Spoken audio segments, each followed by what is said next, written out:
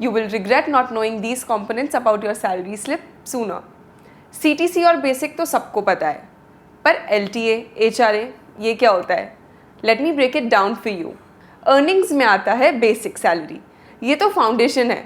Minimum 50% of your CTC होना चाहिए as per the new wage code. And why is it important?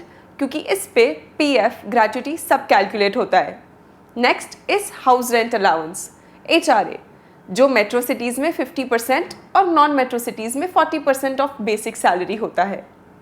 LTA यानी leave travel allowance, ये benefit आपको company से मिलता है जब आप छुट्टी पे ट्रैवल करते हो विद इन इंडिया. इसमें सिर्फ ट्रैवल एक्सपेंसेस कवर होते हैं, जैसे flight and train fair, hotels और शॉपिंग नहीं. और आप इसे 4 साल के ब्लॉक में 2 बार क्लेम कर सकते हो with proof after 3 days of continuous leave on weekdays. Conveyance allowance, यहाँ आपको फ्यूल, कैब, पब्लिक ट्रांसपोर्ट जैसे एक्सपेंसेस पे 21,600 रुपीज़ पर ईयर तक का एग्जेम्पशन मिलता है.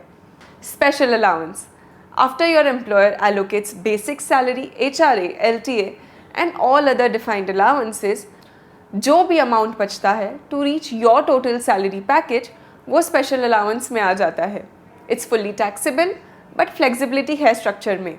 ये थे अर्निंग्स. और डिडक्शंस में आता है provident fund, which is a mandatory retirement fund where both you and your employer contribute a small portion of your salary every month, which grows over time and offers you tax benefits under section 80C.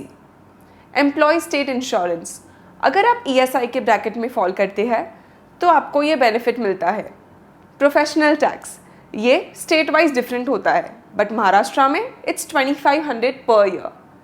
TDS, ये आपके tax regime selection पे depend करता है.